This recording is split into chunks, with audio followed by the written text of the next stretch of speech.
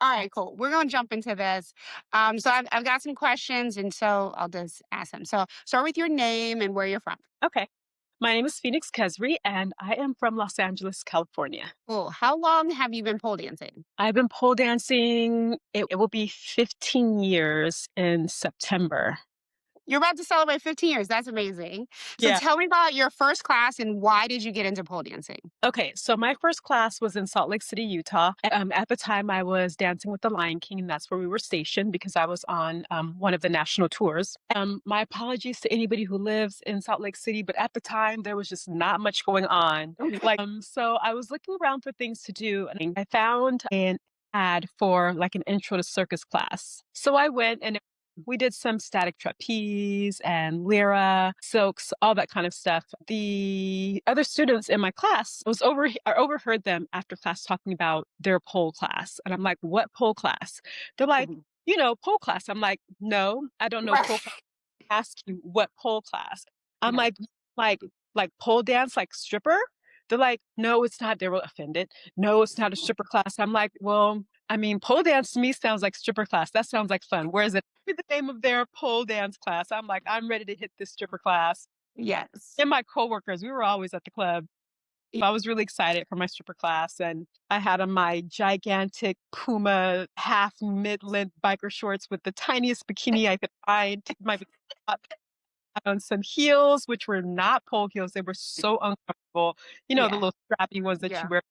But I took that first class and it was everything to me. And I Yeah. was like, "This is so much fun." And that was it. After that, I was like, "I'm done. This is what I want to do." I didn't know it was going to become a career, Okay. but that was what I was going to do the remainder of my time in Salt Lake City. So in that one first space, like how long were you there? Like how long were you taking classes and then you left because you're still on your tour? How did you Yeah. make that saying, all right, I'm done with Broadway. I'm done with, doing this type of dance and I want to do this. How did you make that transition? Well, because I was on tour and because, with pole, most classes happen in the evening or on the Mhm. weekend. And that made it difficult for me to take class. Like the one class that I had taken was an intro class, which was extremely easy for me, but I still Yeah. loved it.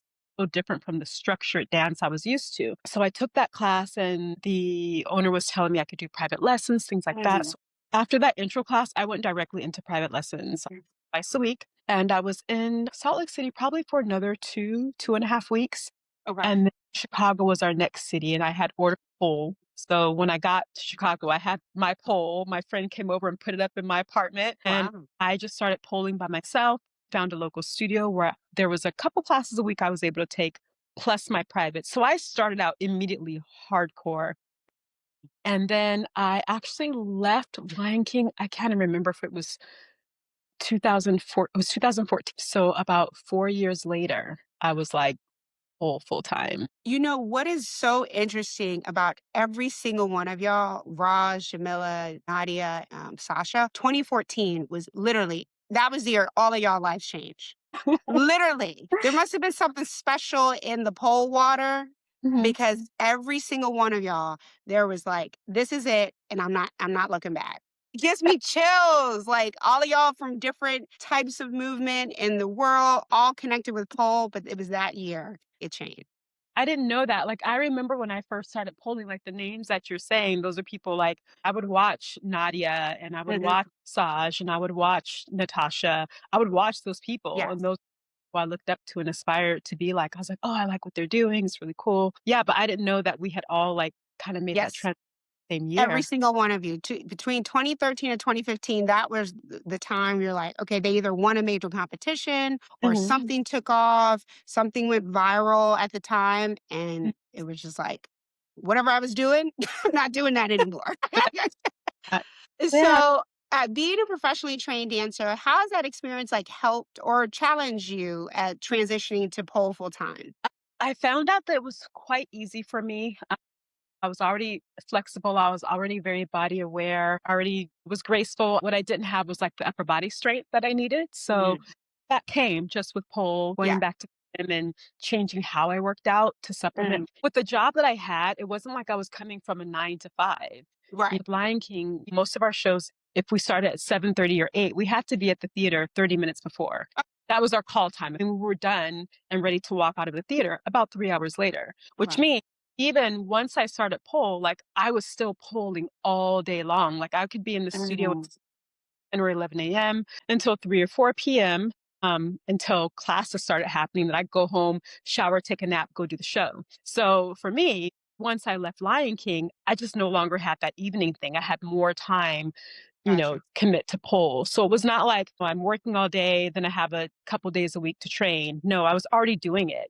Okay. That's the whole reason why I left Lion King for pole, is because every city that we went to, because I was on a tour, people knew I was coming. Once it got out I was in Lion, people were like, "Oh, Lion King's coming to our city. Phoenix is coming. Let's have her teach." So, Wow.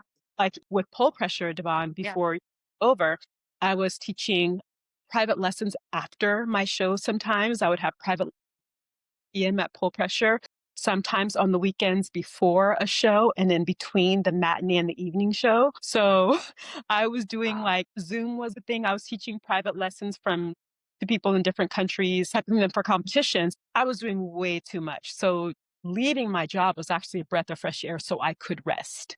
Mm. Yeah, so I was already polling full time. I had two full. And both very physical, very physical. So, what is your favorite move to perform? Oh, my favorite move, and it's weird because I don't even think I've ever done it in a show. But yes, I have a video of me doing Shishi Spin. I have to put it in a show. I can't believe I don't think I've ever performed Shishi Spin in front of a live audience, but it's my everything. I think it's so Okay. pretty. Explain to me what this move is. So if you were to go on an outside leg hang into a Okay. gym with your free leg and brought it around to the opposite side of the pole, the same leg that hooked, and aligned it with the pole. Take that, turn it upright. And Okay, I've seen this move. creates this like really beautiful kind of open line, Yeah. and the bottom leg is crossed. Those of you who are dancers, I'm like Forsyth has really cool like shapes like that in his Mm. choreography. That's what it reminded me of. I was like, this move's gorgeous. But yeah, that's my favorite. Okay, so where did you learn that? Is that something that you kind of compiled together or inspiration from something else? No, it's just a move that existed. Okay. I liked it. I started doing it and the different variations started coming out. I started playing with it, making my own variations. I love teaching it because it can go from like pretty like a low intermediate up Yeah. into elite, where you're basically just holding on with the arm behind your back, just on the front of your inside leg.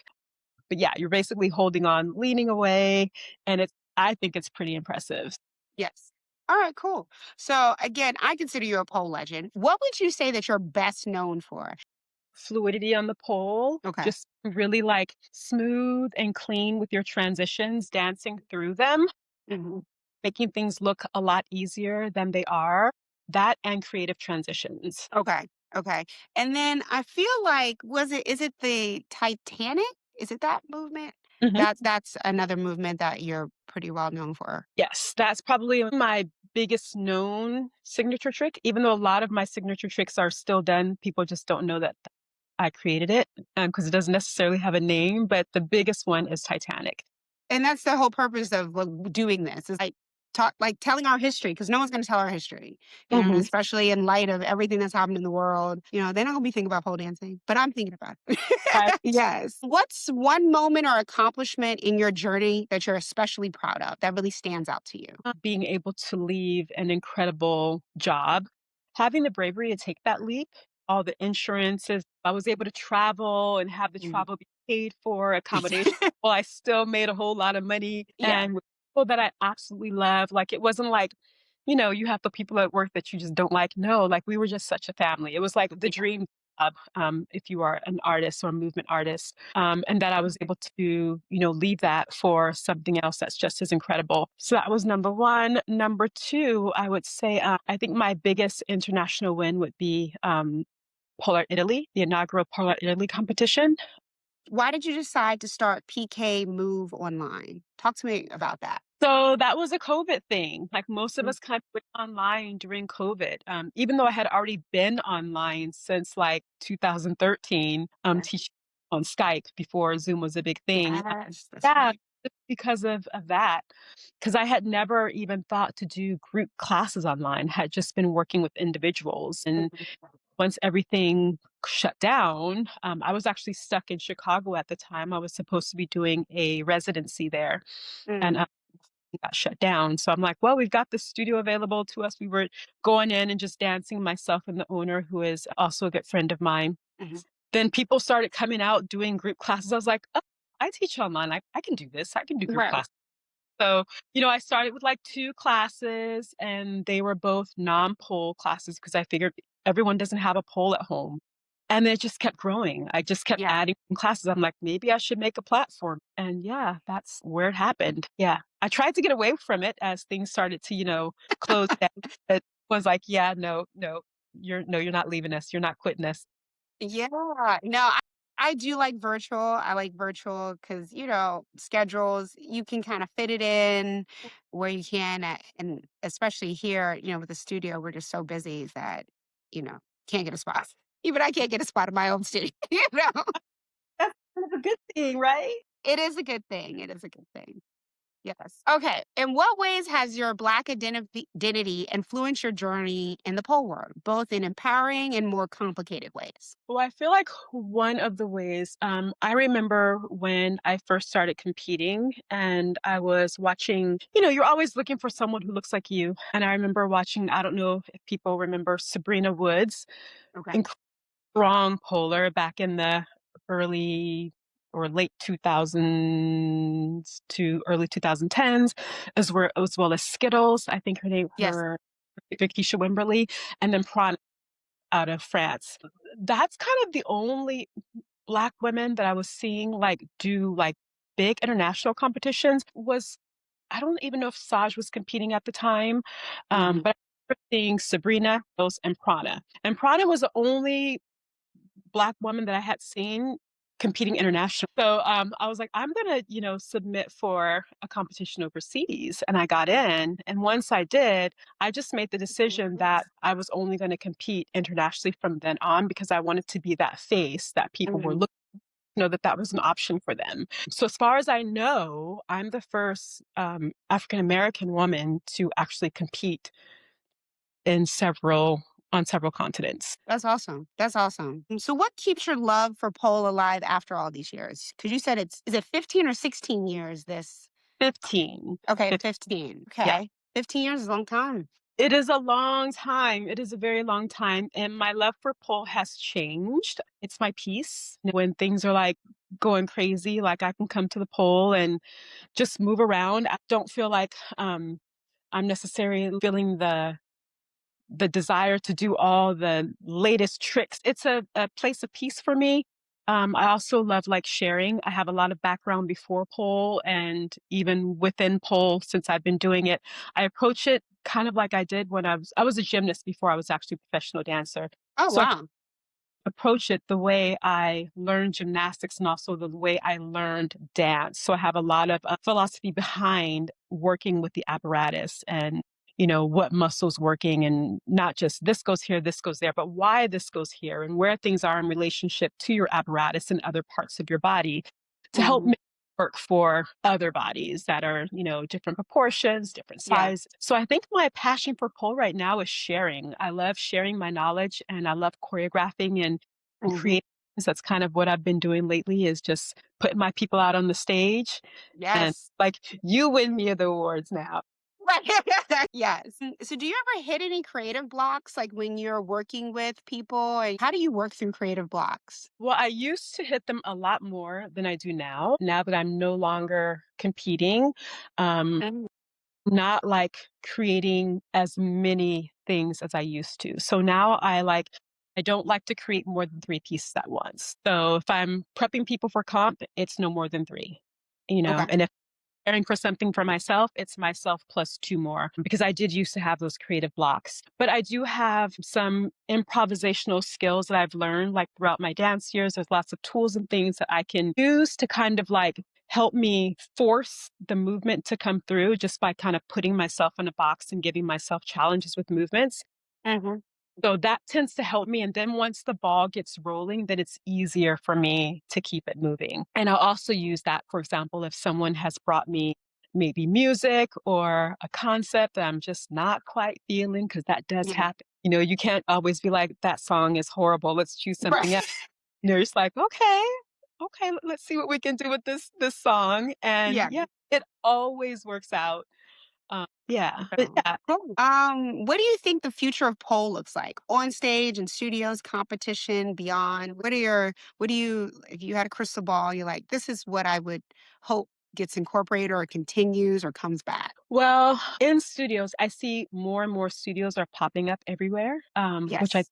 wonderful. I'm like, if there's enough space for there to be like 5 gyms on one block, we can have 5 whole studios in one city. But I'm just hoping that more people are open to the idea of pole dancing so that we can sell studios, so that studios don't feel like they have to compete, and for people who are living in the vicinity that there's just enough for everyone Yeah. on stage. Love to see more pole on stage. I get really excited when I see it in music videos or when I Yes. see a concert, whether it's Pink or Right. Beyonce. Everybody should have pole, just like Usher. It should be everywhere. You've got Right. dance poles, you need all levels. You just need this movement bombarding, and pole needs to be a part of that. So that's what I hope it, and that also creates a lot more performance opportunities. So as we Yeah. grow more performers, we need more performance opportunities. Agreed. Yeah. So every time there's a direct correlation, every time there's poll on a national on a TV, there's like immediately, almost immediately, I'll get an email, a call, and text. Mhm. And especially when they were at the Super Bowl, because it was Yeah. that Usher? Yes, it was Usher, and I recorded it, and I told my social media person, I said, "We're gonna post this." And it was like organic reach was like 30,000 people. Yeah. Like, because people are like, "Oh, I wanna do that." And they're like, "How do you do it?" And then they're like, "Oh, your classes are full." So, yes, we've already been doing this. You're late to the game, but we're gonna make space for you. Okay. Yeah. How do you hope the community continues to evolve to embracing all bodies and identities and different styles of movement? I think first that is going to happen, with instructors, like Mm. understanding of how different bodies work. I also think with people who create pole dance wear, more inclusive. Yes. Like I've been fighting for that. I'm like, we need more inclusive sizing. And if you have the inclusive sizing, you need those models. Don't have Yes. size 2 model and then say you have a 2XL. Like we want to see what it Yes. looks like bodies. Yes. So that, and then I think just like the more history that comes out, better, so that I get a lot of people, I'm like, "Oh, you should try it. Oh, I can't because I'm too old. Oh, I can't because Yeah. I'm too, oh, I can't because I'm not strong enough." So I'm like, "Okay, let me pull out a video of this person. Look, this person, they Right. have body type. Look, this is a client I work with and she's 63. Look, she's doing a Fonji." Yeah. Inclusivity just comes with knowledge and putting everything out there for people to see that this can be for you. Um, and then also just, in the classroom, that the students have to also be open and kind and welcoming to those people as well. And studio owners and instructors have to enforce that. Yes, yeah, definitely creating a culture. I think especially now with everything that's happening. So we're in DC and we are feeling it. We are feeling it. So, I think at one point, as a studio pole dancing, you would kind of shy away from some topics, but I Mm, feel like, you know, I want people to know where I stand as a studio owner, the mission, the culture I'm trying to embody. And, if it doesn't align, that's okay. There's other studios that might better align. But yeah, I agree with that. So what's yeah, next for you? Do you have any upcoming projects, performances, things you're excited about? I do. So the first thing that I have coming up, I'm really excited because this is the first time I've done this, is choreograph group pieces for pole. Okay. So one of those that I work with in Chicago, it's my Chicago pole home, Fly Club Yeah. Chicago. They do an annual Halloween show, and I've got 2 groups of dancers. I've got little pole dance company. Yeah, so I've choreographed like numbers on whether when I was a dance teacher doing like recitals or getting Mhm. older companies and things like that. I've choreographed set pieces on them. This is the first time that I've actually set a pole piece on anything other than pole doubles. Okay. So very excited about that. I've got 2 groups of 5 dancers and at some Okay. point together, so I've got like a group of 10. Oh, wow. That's happening. And then in May of 2026, I'm very excited because one of my bucket list travel destinations, Vietnam, I am going to be hosting a retreat. So that, and I've got a couple of other retreats in the works in the planning stages. I'm just going to drop a couple locations. One is Mhm. Ghana. Oh, So in the early stages of planning, but I have a contact and we are working diligently on that. I'm very, very excited. My goal is to eventually be able to host 3 to 4 pole retreats per year in different places of the world. So yeah. Yes. Well, that is it. Thank you so much. Thank you. Thank you so much.